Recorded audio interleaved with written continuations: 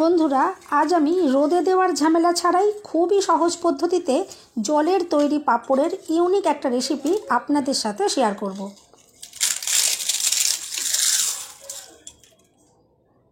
মেঘলা হোক বা বৃষ্টি, পাঁপড় তৈরি এবার হাতের মুঠোয়। মুচমুচে সুজির পাঁপড় বাচ্চা থেকে বড় প্রত্যেকের ভীষণ পছন্দ হবে। সম্পূর্ণ ভিডিওটা দেখতে থাকুন। প্রতিদিনের মতো আজকের রেসিপিটাও আপনাদের ভীষণই পছন্দ হবে। রেসিপিটা ভালো লাগলে লাইক, শেয়ার, কমেন্ট করতে ভুলবেন না। আর চ্যানেলটা সাবস্ক্রাইব করে আমার পাশে থাকার অনুরোধ রইল। দেখে নেওয়া যাক আমার আজকের রেসিপিটা।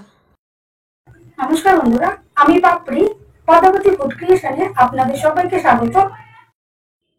মুচমুচে পাঁপড় তৈরির জন্য আমি এখানে হাফ কাপ সুজি নিয়েছি। সুজি প্রথমে একটু মিক্সিতে গুঁড়ো করে নিতে হবে। আমি এখানে একটা মিক্সি জার নিয়ে নিয়েছি, আর মিক্সি জারের ভেতর আমি হাফ কাপ সুজি দিয়ে দিলাম। আর বাইন্ডিংয়ের জন্য এখানে আমি দিয়ে দেব 1 চামচ ময়দা। এরপর শুকনো আমি এভাবে একটু গুঁড়ো করে নেব। আমি মিক্সি জার বন্ধ করে দিয়েছি আর একটুখানি মিক্সিতে আমি ঘুরিয়ে নিলাম। এভাবে শুকনো অবস্থায় গুঁড়ো করে নেবার পর এরপর আমি এখানে নিয়ে নেব 1 কাপ জল। আপনারা কিন্তু এই মাপগুলো একটু খেয়াল রাখবেন। 1 কাপ জল আমি এখানে নিয়েছি। প্রথমে আমি এখানে হাফ কাপ মতো জল মিক্সিতে দিয়ে দিলাম, আর আবারও মিক্সিতে আমি ভালো করে একটু ঘুরিয়ে একটা পেস্ট বানিয়ে নেব। এভাবে দেখুন সুজির একটা পেস্ট আমি বানিয়ে নিয়েছি। এরপর আমি একটা বাটির মধ্যে এটা ঢেলে নিচ্ছি।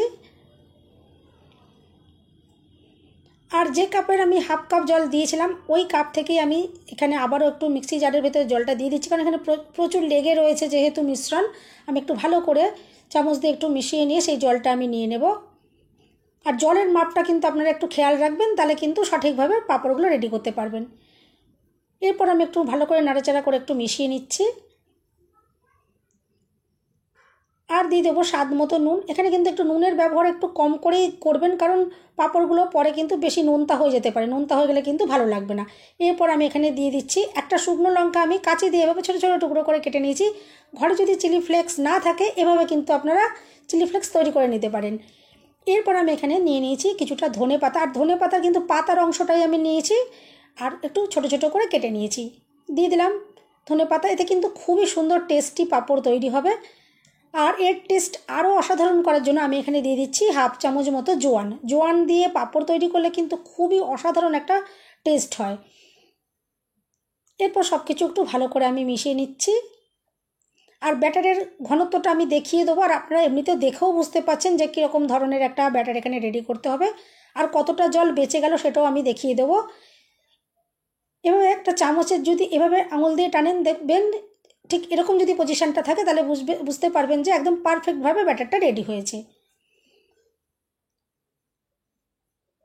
আর খুব স্মুথ করে ব্যাটারটা গুলতে হবে। এখানে দেখুন এতটা জল রয়ে গেছে এক কাপের থেকে।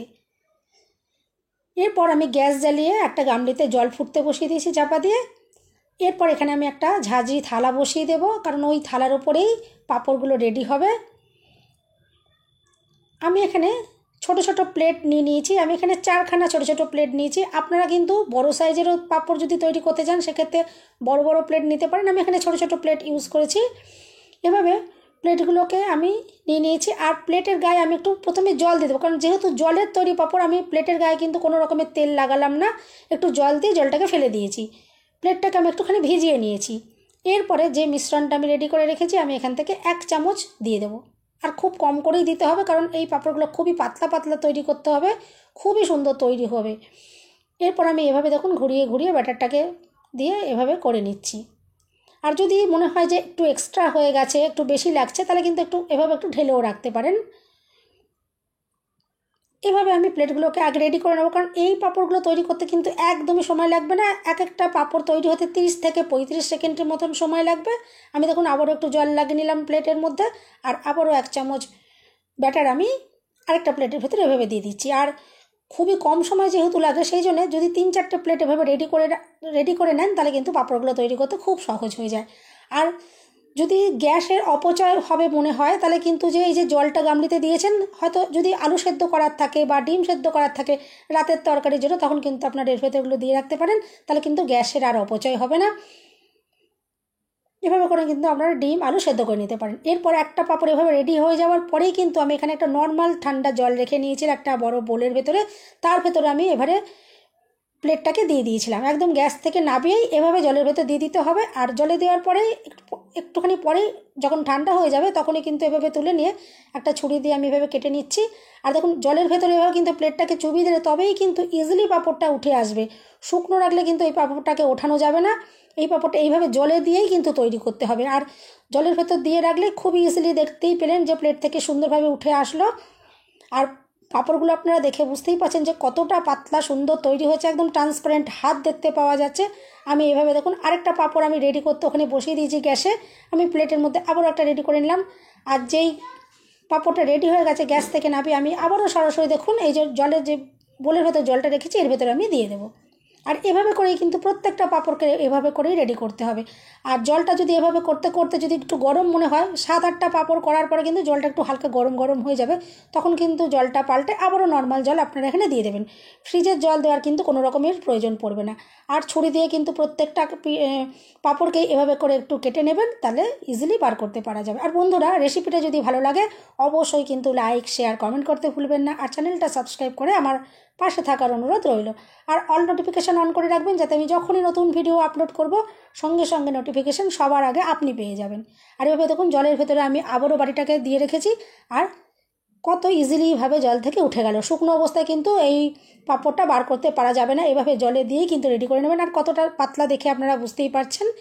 আর একে একে পাঁপড়গুলো রেডি করে আমি এখানে দেখুন প্লাস্টিকের কাগজ রেখে নিয়েছি, এর ওপরে আমি দিয়ে দেবো। আর এই প্লাস্টিকের কাগজের মধ্যেও কিন্তু তেল লাগাবার কোনো রকম প্রয়োজন পড়বে না।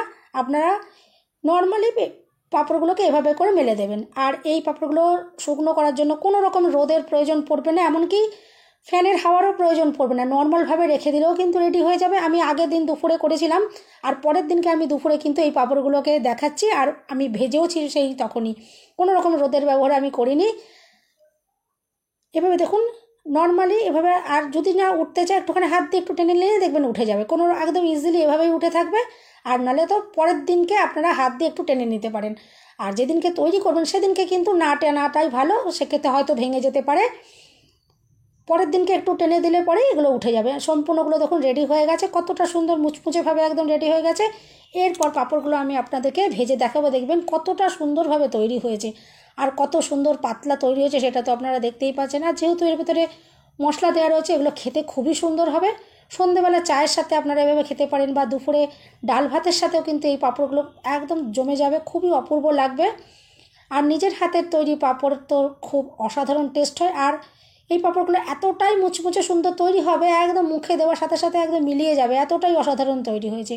আমি এবারে গ্যাস জ্বেলে নিয়েছি আর সাদা তেল গরম করে নিয়েছি, আর এভাবে পাঁপড় দিয়ে দিচ্ছি। আর দেখুন কতটা সুন্দর তৈরি হয়ে গেল। আর এই পাঁপড়গুলো তৈরির জন্য কোনো রকমের কিন্তু বেকিং পাউডার, বেকিং সোডা, পাঁপড় খার কোনো কিছুরই প্রয়োজন পড়বে না। এমনিতেই কিন্তু এই পাঁপড়গুলো ইজিলি তৈরি হয়ে যাচ্ছে। আর দেখুন কতটা বড় বড় হয়ে যাচ্ছে।